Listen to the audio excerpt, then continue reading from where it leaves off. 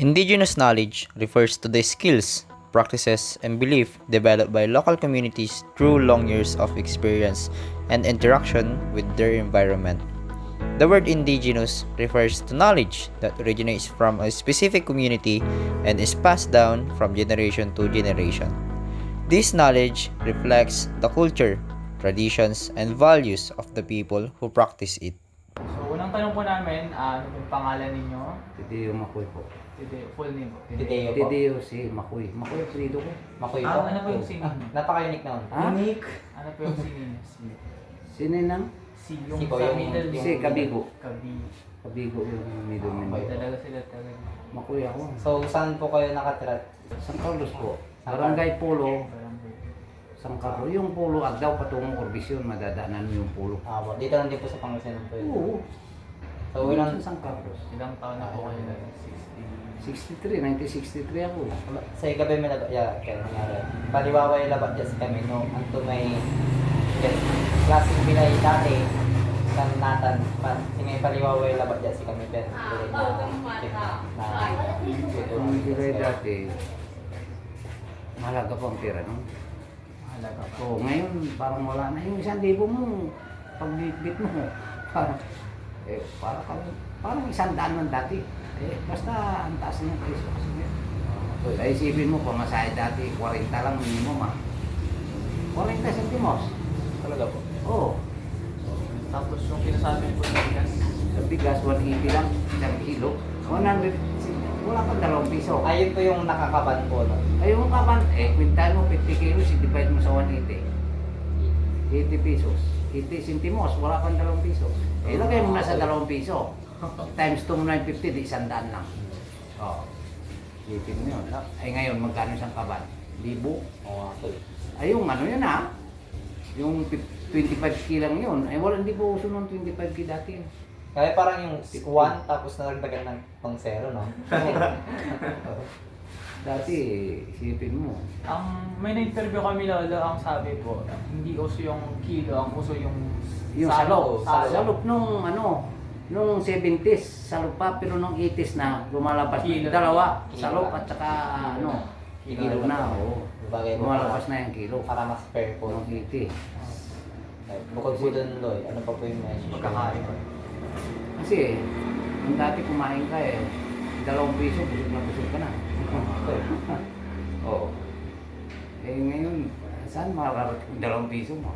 Kausap. Ganyan. Isang Isang candy na lang po ata ngayon yun eh. Parang Parang kulang pangawa ata. Wala pa. Sila yung 2 piso, hindi. Isa. Mga po. Beto na nga po ngayon, 5 piso, 4 na candy, wala ka ng piso ngayon. Yung bata nga, binigyan mo ng 10 piso yun, sa umaga. Ay, kantyaw ka Kasi anong ba mo mabibili ng 10 piso? Sa hapon, pagbalik, 10 piso na noon, ay wala na. Dapat 20 sa umaga, 20 sa hapon Pwede ba magtanong dito ng mga beside question? Sige lang. Ano pong masasabi niyo sa sinasabi na 500 pesos Noche Buena ni Ay, kulang yun. Kulang ako. Kulang yun. Sabi, bumili ka na daw ng Lucky Meal na lang daw. Depende na lang daw sa pamilya. Iba naman po natin yung scenario. Like, yung nag-aaral na po kayo. Yung mga times na nag-aaral po kayo. Ayun po. Nung isipin mo sa elementary lang na ang baon ko, piso lang yun, isang linggo. Anong timeline po nun eh? Mga 1980s, 1970s? Hindi, 71. 70s. Kasi 63 ako, pagdating na 70, 7 years ako. Di ba? Grade 1. Tapos panahon ng Marcos no. Opo, yung martial law. Tinatago pa niya yung bigas noon. Dati.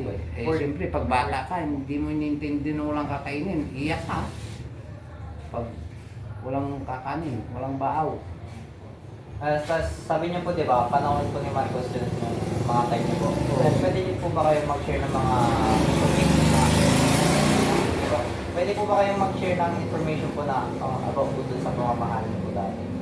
Di ba naabutan niyo rin po yung martial law? Oo, kasi 20 years, di ba? Opo. Nawa ka ni Marcos, 20 years. Opo. 1966 yan Opo. Pangulo na siya Tapos ito lang na, nakudita sa ng Opo. 86. Di halos 20 years, di ba? 76. Tapos 66. Tapos 86, 20 years. So, kamusta po yung pamumuhay niyo that time po? Parang ipalagay niya na po yung sarili niyo nasa parang yung pamamahala niya sa buong Pilipinas po. Parang yung paano po yung naging estado ng pamumuhay. May ano rin nun, kasi ang tindi pa nun, nasubukan namin na ano, yung nag-welga kami. Ay yung parang people power po. People power. Aktivista kami, Kimyo. Ah. Kilusan, Mayo Uno.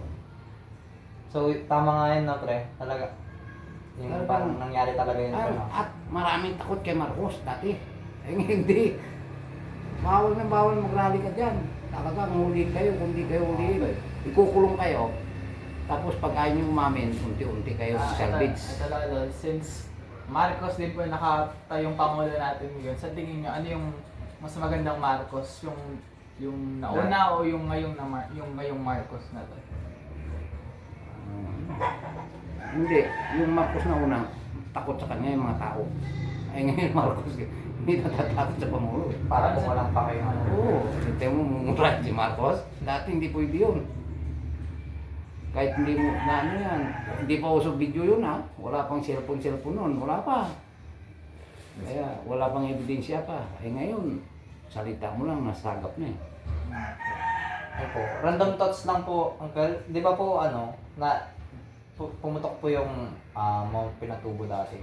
Oo, yun. Nasaksayan niyo rin po ba yun? Nasa Bulacan ako noon, doon ako sa amin. Pero visible po yung ano po nun, nasa langit po. Mga ulap. Yung sa ulat po nun. Eh taga dumilim eh. Oo nga po eh. Dumilim siya. Nasaksayan niyo po talaga. Oo, taka lahat ng mga taga Pampanga pumunta ng Bulacan eh. Kasi mga bakwisyon na siya. Sabi niya, wala nang ang Pampanga sa una. Kasi isipin mo, ang simbahan nila, cross na lang ang nakalabas. Sorry. Ha? Parang natabunan po talaga. Natabunan talaga dyan sa, ano, yung, dyan sa Mabalacat, yung ilog dyan. Dati malalim yan eh. May taytay pa yan eh. Opo. May taytay pa yan. Oo, Mabalacat, nadadaanan mo yun. May taytay pa dati yan nung lumuluwas ang Manila. Kasi siyempre doon. Nung pumutok, was out lahat yan. Tapos mga simbahan, matataas simbahan, cross na lang nakalabas eh. Tsaka yung mga bahay na wala nang... First floor lang. First floor, wala na. Wala talaga. Pangalawang question naman po. Ano po, may anak po kayo? Oo, tatlo. So, Nasa Maynila yung anak ko, dalawa. Napatapos na po sila ng time. Yung panganay ko medyo mahina ang ano, yung mahina nga sa ano, sa ngayon hindi siya nakatapos, yung dalawa nakatapos. Okay po.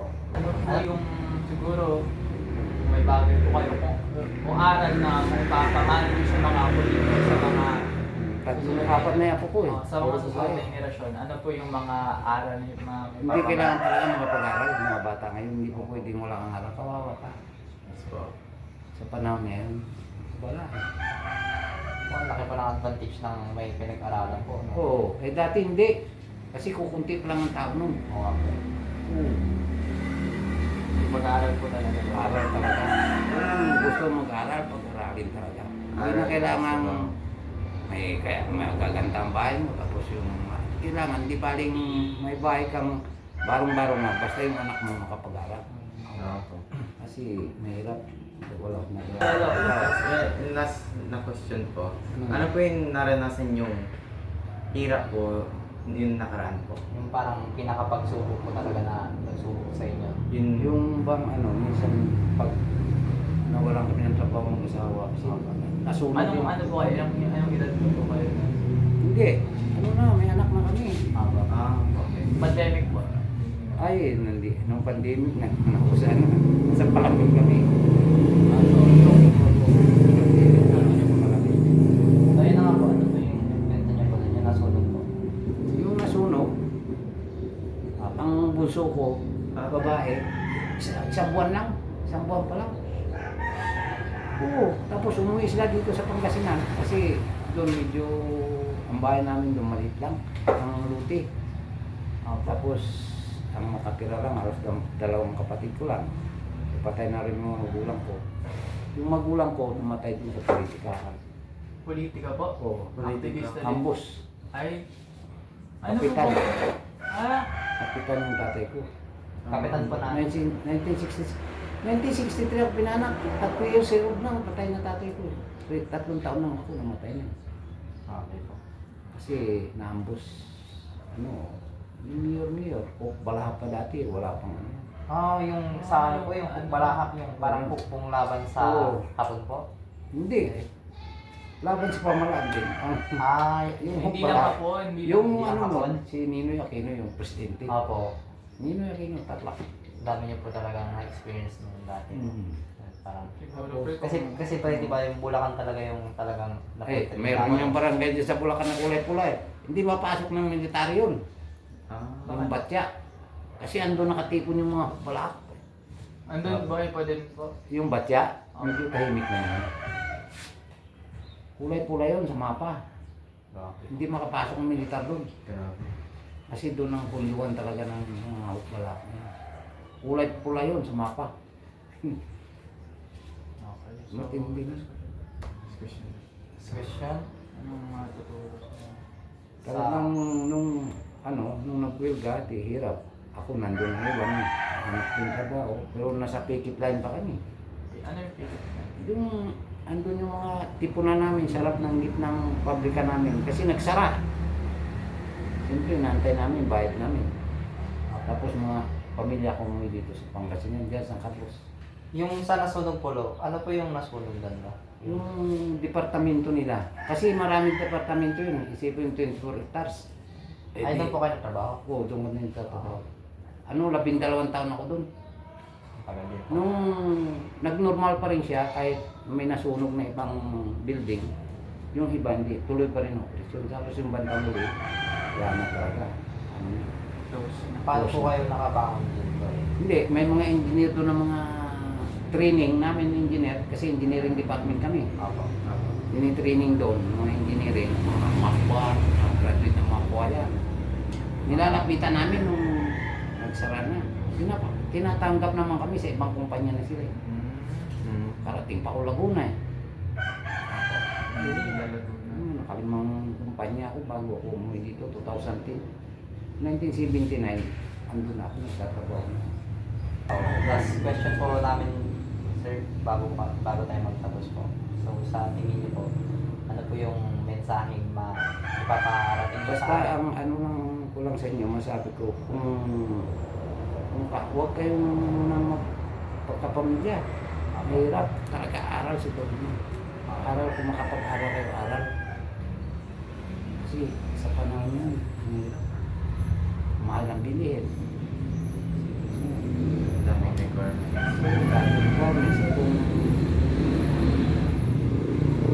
Kailangan mag-aral. Kailan po kami sa inyo. Ano po bang pangalan ninyo? Martin. Marlene. Yung pangalan Tuloy ko na. Martin Ballesteros. Either din po, Mansano.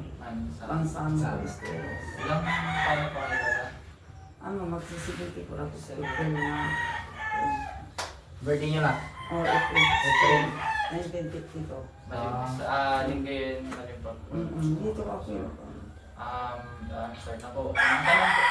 Ang tanong, ngayon nga lang, sarag yun ipaliwawad si kami o kamanong kumpara yung dapat noon itong may bilay kung samantan natin.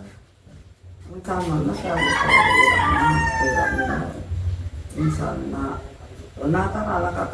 kasi dala at sumpa ni anak ko. Nagtipuris lang sa ang pangalawang anak ko si Papa ni Junard. Nung hindi pa napagpatapos yung mga anak ko. Mahirap, pero ngayon, yung kamaan ka na rin ako. Pero nandun pa rin po yung mahirap ng buhay. Oo, yun, maski mahirap, pero nakakaraos din. Pero ngayon, mga bata ngayon pag sila bilang na kung ano, akala nyo naman, baon. Noon, ang ginabaon nila yung mga anak ko, 5 pesos lang, ispansa yun. Kung naglalakad sila. Kumbaga sa mga kabataan ngayon, wala, mas maluho na sila. Maluho na talaga. Ano po yung pamana na ibibigay mo sa mga apo ninyo, kapwa-apuhan, sa mga anak ninyo na magpapamana niyo pag bilang mga kapukila dyan, dyan, ay kinagagalaw. Hindi man, yun, agaraman ko po si Tanggap Kalawat, manaruan nila. Aliwa sila, kami mayon, walang mag-aatay na, wala na, hindi na sila nagbabatian. Oo, maraming yan. Dito, mga ang yan. Saka, mag-aaral sila, kalaw sila ito. Matapos mag-aaral, hindi pa mag-liligaw, Ito na po yung huling tanong. Hindi, meron pa ako na sa pumunta. May...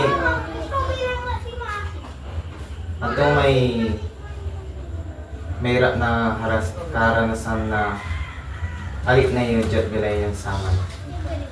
sama. Siyempre, ang kapulit ko yun. Pero nasa pag-abot ako asabi ko lang palabas, kami na talangan. Kaya lang yung sama, siyempre, manganak pa ako, lumangiras ka, di ako makalumilkin mo talaga. Yung pag nalasa pa, nag-iba yung bahay namin talaga. Isang buwan siguro hindi na tuyo yung gamit namin. Mahirap magpatuyo, basa lahat talaga. Kung gamit namin na basa lahat. Yan, aparating namin. Pasang-basa sige. Tatanya mo, nakasang hangin. Tapos, nag-iba yung bahay. Na-air tubig na naman na malaki. Sabi nila, di ba, mahirap sumilay ng saman. Paano po nung sila ng takay ng bagay, paano po kayo nakabangon? Hindi nasira yung bahay, pinagawa ng anak ko, yung anak, yung siman na may asawa na. May mga Parang nasakto na po ata na Kapitid ko siman yung sinasabi ko. Siya ang nagpagawa ng bahay ng bahay ko. sa tingin niyo, ano po yung maibabahagi yung mensahe o aral para sa Mag-aaral mga nga kayo, parang may ano kayo. Siyempre iba talaga, kung ayaw yung aral, yung kinabukasan mo. bagay?